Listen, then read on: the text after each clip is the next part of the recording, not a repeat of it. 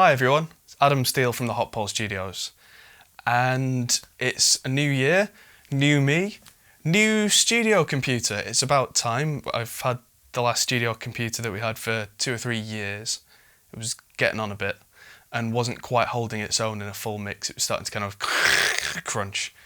No matter what we did with the sound equipment, no matter what we did with the audio interfaces. And so, time for an upgrade.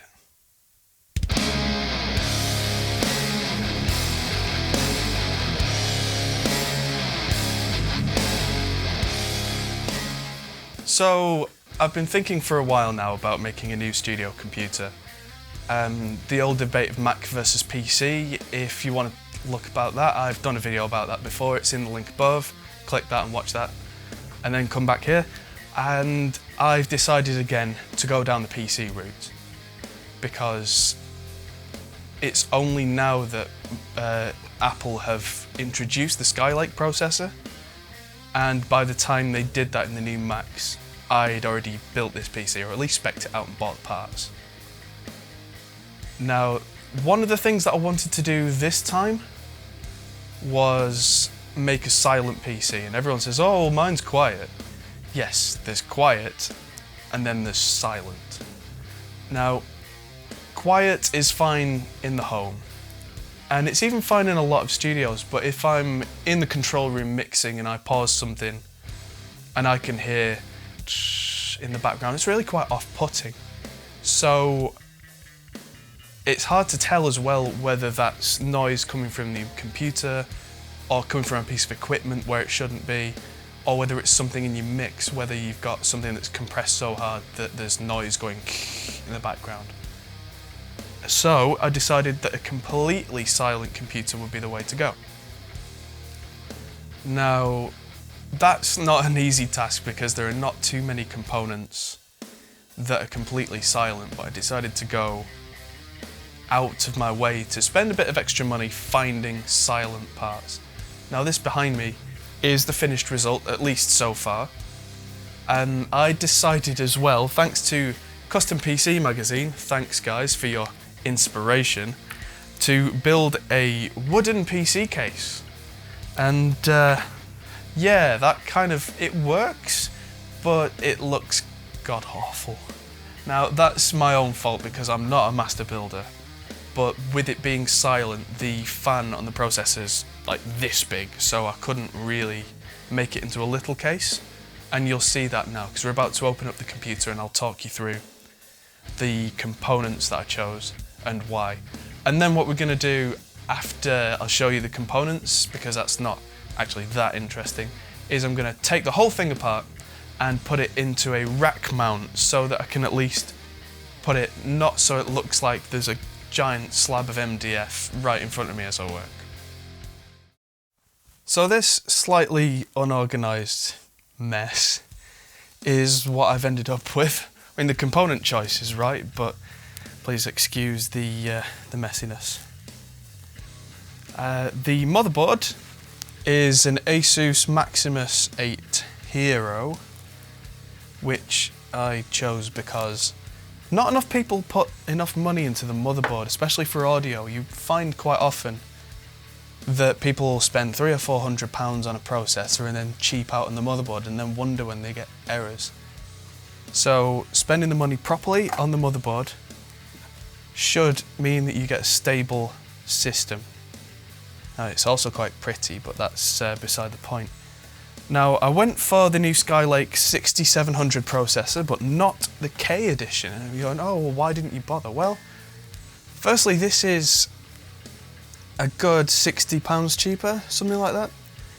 And I have always found that in audio, overclocking processors is never good. I mean, yes, you get a little more performance out of it, but you get stutters, crackles, pops. Audio engines just don't seem to like it no matter what you do. And I have tried and tried and tried to overclock and had nothing but failure. So, hey, now I just keep things stock. I mean, this thing runs up to 4 GHz in turbo mode, and with this massive cooler on, it's never really thermal throttled at all. So the cooler is by Nofan. I mean, the clue's in the name, there is no fan. It's big, it's huge. This thing can dissipate 95 watts of heat without making a single sound. There are no moving parts, which means there's never going to be any dust.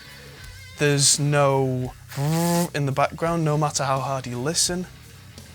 It's absolutely perfect for an audio build. And also I went with the power supply is a Seasonic Platinum fanless. This is a 520 watt power supply, and it's completely fanless, which means, again, absolutely no noise, no nothing. For the hard drives, I decided, at least for now, to go with a single solid-state drive, but I need plenty of space for all my samples, so I shelled out for a Patriot Blast 960 gigabyte drive. That's almost a terabyte of solid-state storage. And although I don't need some of the things on there to be particularly fast, I did want it to be silent, and they don't make a single bit of noise, which was ideal for this build. Now, I did want 2 optical bays, which has presented a bit of a problem with this case design, so I've gone for 2 Pioneer DVD rewriters, because Blu-ray's not really necessary in the audio world. I mean, who's gonna have their audio on a Blu-ray? That's silly. But as soon as you put a disc in, they go and sound like they're going to take off. Now, having just... oh, last thing, this is a Firewire card with a Texas Instruments Firewire chip on, which I run the Liquid Sapphire 56 off. And this thing is the best Firewire card I've ever used.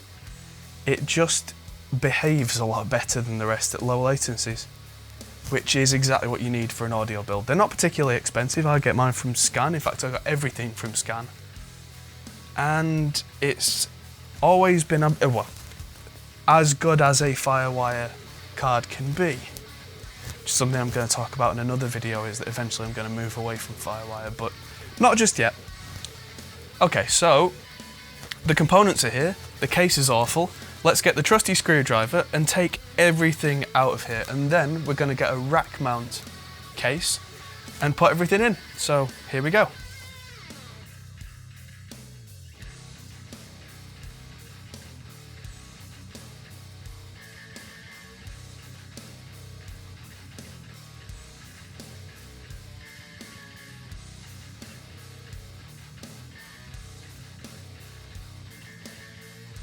Alright, ladies and gentlemen, we have our new case. Now, hopefully this should look quite a lot prettier than previously. So this came with a lovely big bag of screws, all these cables, and it came with a 3.5-inch bay kind of insert here, which I've taken out so that we can fit the 5-inch drives in there. What else did it come with? It comes with 2 USBs in the front, which are here on this cable. So the first things I've done is I've removed this cage. There was a bar across here, kind of a supporting bar, but you can't really get your motherboard in with that there, so that's gone for now. Maybe that'll go back in if it fits. So the first thing to do would be to get our lovely back panel. Jam that in there. Let's just check with the back of the motherboard that, yeah, I'm putting it the right way up. It's a proper rookie mistake when you put it in backwards. Just give that plenty of force, but not enough to break it, so it pops in. Okay. Now, next preparation thing that I did is this motherboard comes with one of these little kind of multi-pin headers, so that I could put all the tiny little switches and lights into it without having to wrestle inside and skin my knuckles and bleed everywhere. It's quite handy if you don't like bleeding. So that can now just go to the side until the motherboard's in, and then just pop right in one single swoop. So before the motherboard goes in, you can see in the bottom here there's tons of holes. With this being a server case, there's all sorts of beardy-weirdy configurations that this could be. but we're going with the standard ATX. So one thing these guys haven't done is put little notes next to each hole saying this is ATX, this is BTX, blah blah blah. But that's fine. All we need are these little brass standoffs which came in that big bag of bits. And I'm very briefly going to just kind of hold the motherboard in and just look over it at where each screw is going to go and stick a standoff in there. Let's screw it up. So, very top corner, it's going to be a standoff right there. So that's one. So we'll fast forward the video at this point so it doesn't get dull.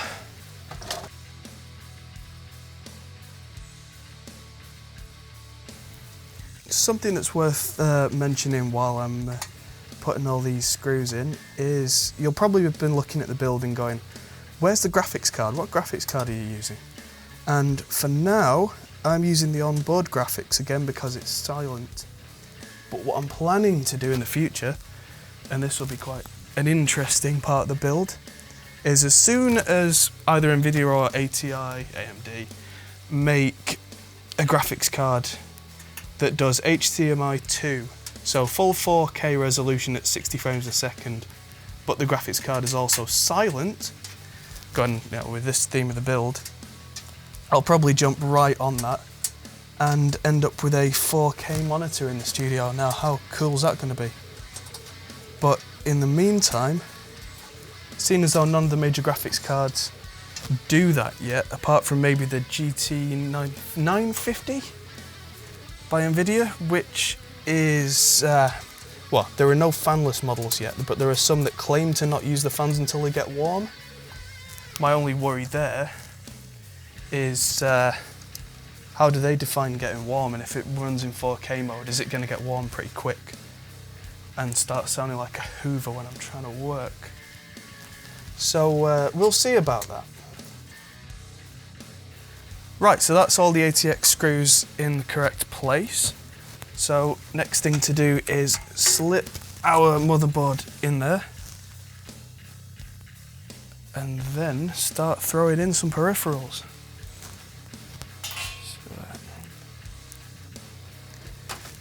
Probably not to be recommended to hold an entire motherboard by its fan, but in this case I feel that the most solid part of this build is this big massive copper block, and it's screwed on very securely to the motherboard, so I'm not worried at all. If anyone's going, oh my god, you're killing it! No, it's fine, honestly.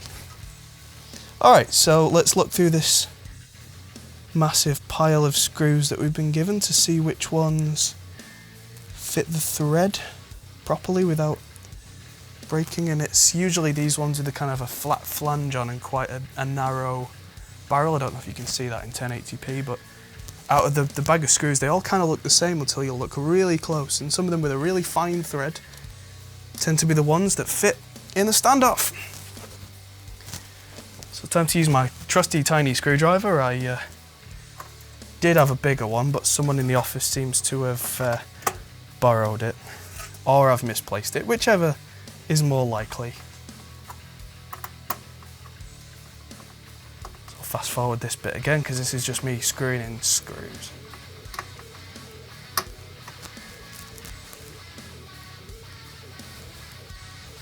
I'm screwing in screws, yeah!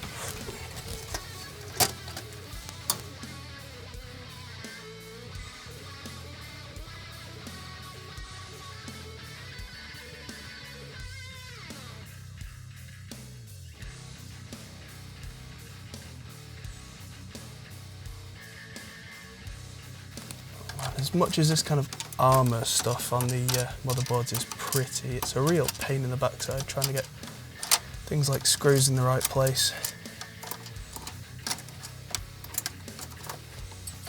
Since I'm not really going to be looking at the inside of this computer much, it makes it largely superfluous.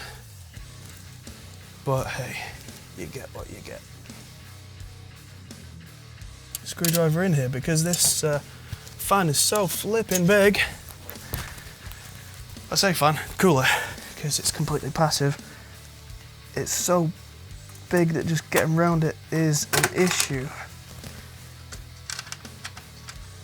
Not an issue I've had on any computer before. There we go. Just about doable.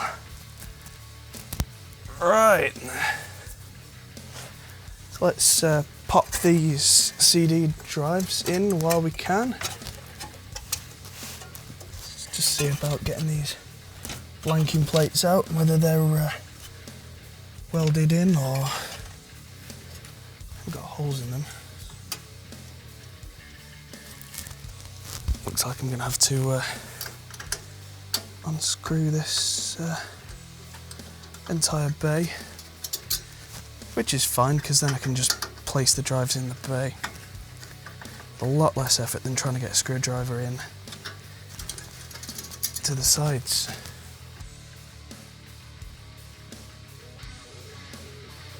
Okay, so the motherboard is in with all the screws. And where's my tiny little screwdriver gone? Going to be using both these CD bays just because a lot of the time at the end of a session people will say, oh, can I have a CD? Yeah, sure. Okay, can I have a second one while we're at it? Yeah, that takes another 3 or 4 minutes. Hey, but if I record 2 at once, that saves us that extra time. I did in the last studio build have 4 DVD drives, but I found that it took a lot of power and sounded like a rocket ship taking off. So I gave up on that idea afterwards.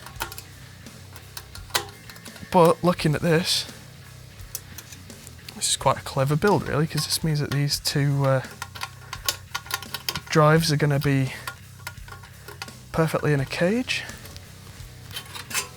And they've given me the screws necessary to mount properly in these dummy inserts, which means I don't even have to go looking for them. Extra bonus.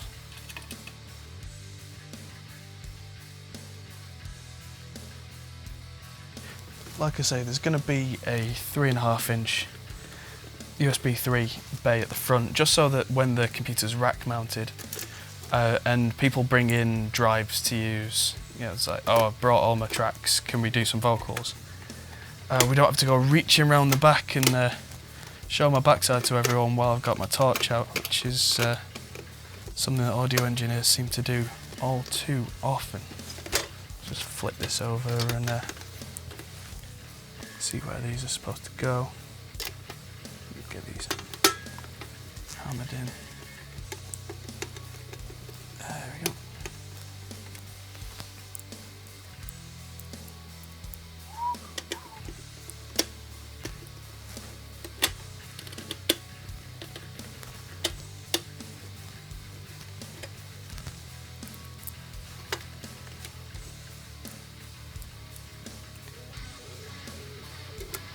Now these don't seem to line up quite right, but with a little bit of persuasion, they line up just fine. It seems that the metal in this case is a little bit thin, causing it to warp. So we just have to unwarp it with our brutish man hands.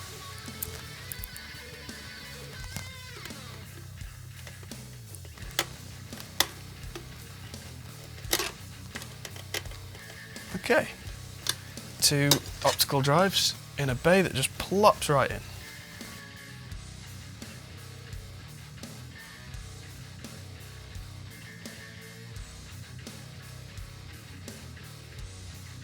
So I'm going to have to run that one without a spring, and to hell with the consequences. The only time I'm going to be using the CD burners anyway is at the end of a session, or at the very, very start if someone brings stuff on a DVD. But no one really does that anymore anyway. Everyone brings stuff on a USB stick or a portable hard drive. In fact, a lot of the time now I just get sent everything via email or Google Drive or some other kind of completely diskless solution. I mean, the internet we've got in the building is good enough that as long as I get more than 3 minutes notice, I can get anything set up. Really? Right, drive's done.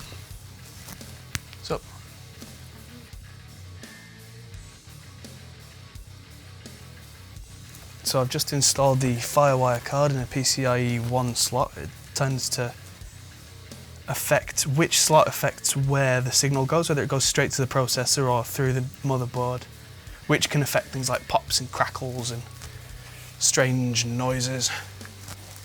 So I found the most success up to now by sticking this in a ×1 slot. Works for me.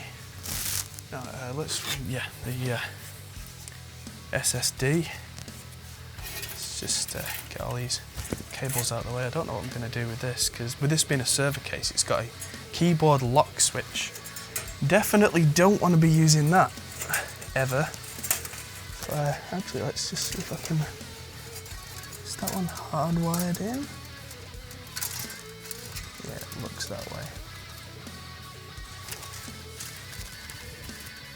So I'll just tuck that down the back then.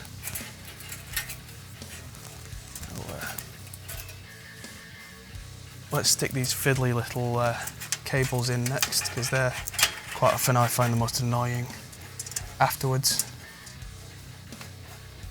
So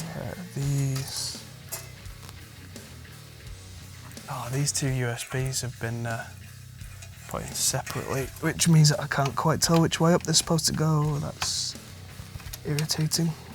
I'm sure it will be fine.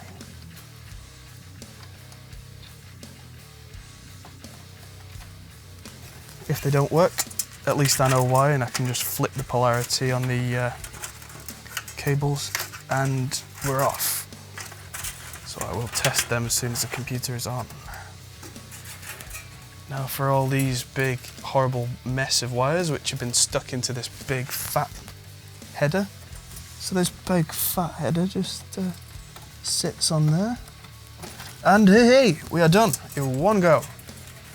So much easier than the old style Wild West where every motherboard manufacturer had different ideas and you didn't really find out about them until it was too late.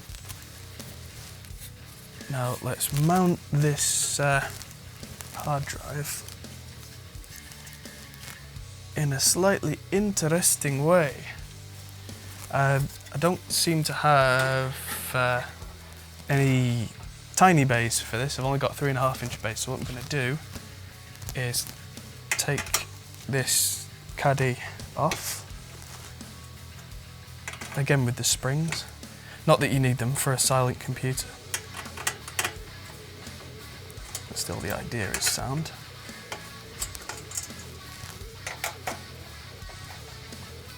And what I've noticed on this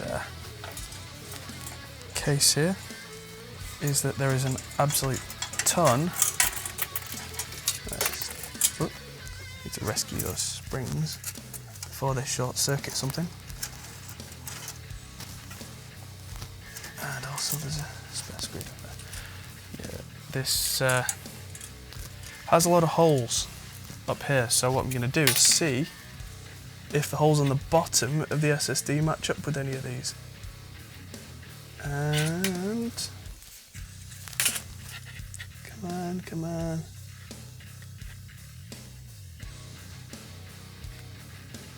Doesn't seem like they've been engineered that way, which is...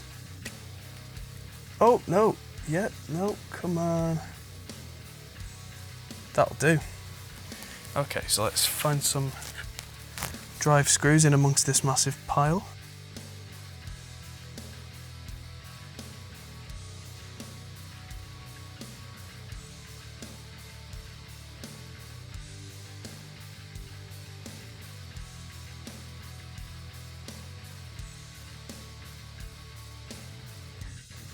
The biggest worry that I had with this case was whether or not the top would go on with this huge fan. Now, let's just test this at this point, because I did say to myself, if it doesn't fit, that's fine. I'm just going to run without the top. But you know what? Look at that. That is absolutely perfect. I mean, with the top on and no fans, I'm going to have to temperature test it, but one of the reasons that I went for the 6700 and not the K is that it was a 65 watt unit rather than a 95 watt unit. Now, considering this cooler can handle 95 watts passively, you give it 2/3 of the heat that it's rated for. Even with no airflow, I figure that that should be absolutely fine. So, last component to go in is our power supply. You don't know the power of the dark side. Or something like that. So, that needs to go in like so. Let's try putting it upside down so that the components can breathe. That's got it. Alright, so I need these big fat screws with the big fat ends on, and they should hold this 500 watt silent bad boy in place.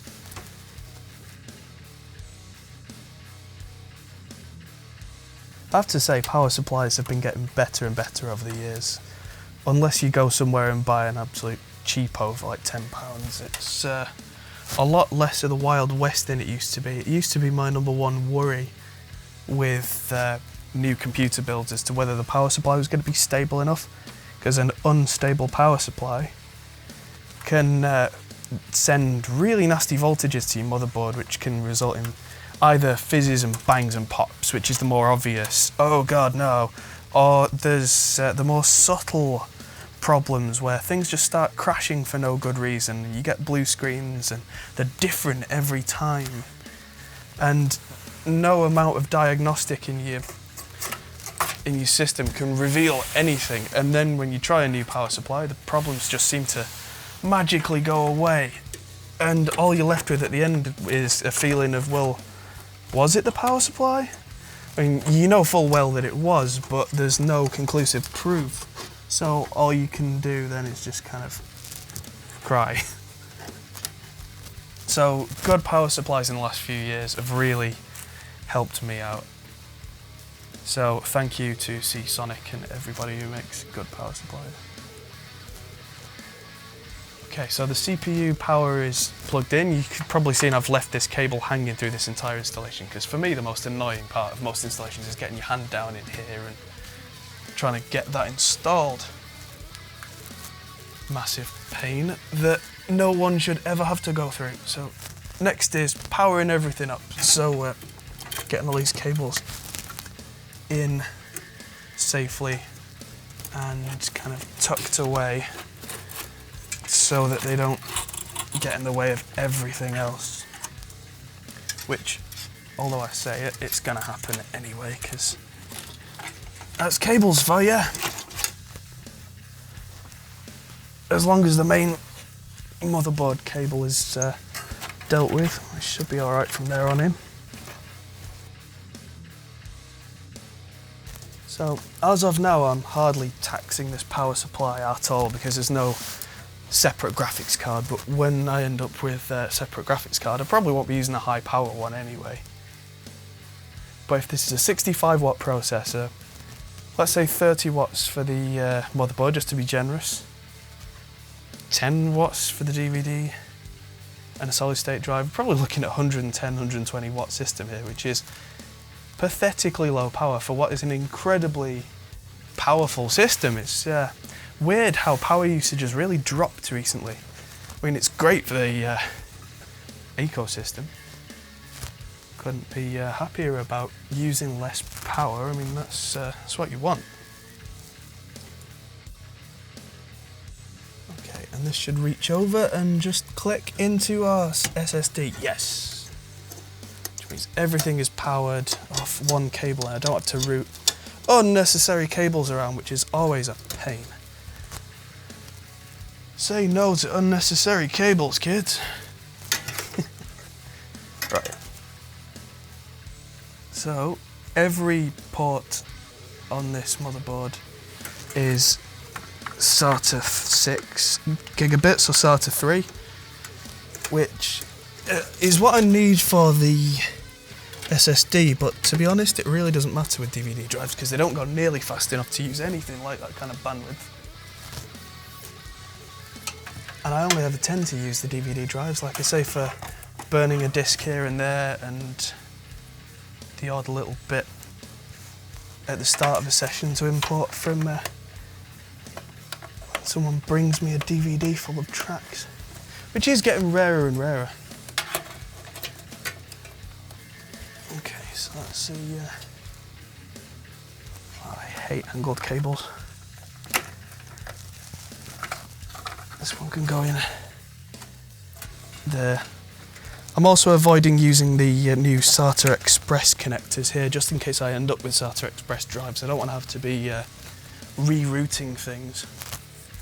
I'm all for innovation, but fiddling around doing this several times isn't my idea of fun. Oh wait, maybe it is. Alright, and we are done. And this looks a lot nicer to me than the hunk of junk that I was running before. Okay. Let's put the top on, get that in there, get that screwed on. And that, ladies and gentlemen, is that. So that was a little less slick than I'd like it to be, but the job is done. So that big monster behind me is gone, and this is our new studio PC. Now, there's something rattling in there that I'll have to remove before we turn it on. But yeah, I'm going to turn it on tomorrow, because today's Saturday. So Monday, I've got a couple more pieces coming, so I'm going to get this USB drive bay in. And I need a couple of HDMI extensions to get the screens running from where I'm going to put the computer, which is slightly away from everything, because I've got a lovely set of racks right here to rack mount this in, which is the entire purpose of me getting a rack mount case. And then we'll be up and running again. So when we're up and running, we'll be doing demos on the PV Windsor amp and what difference preamp tubes can make. So hit like if you like the video. If you've got any questions, just put them in the comments below. I've been Adam Steele for the Hot Pole Studios. Thanks for watching.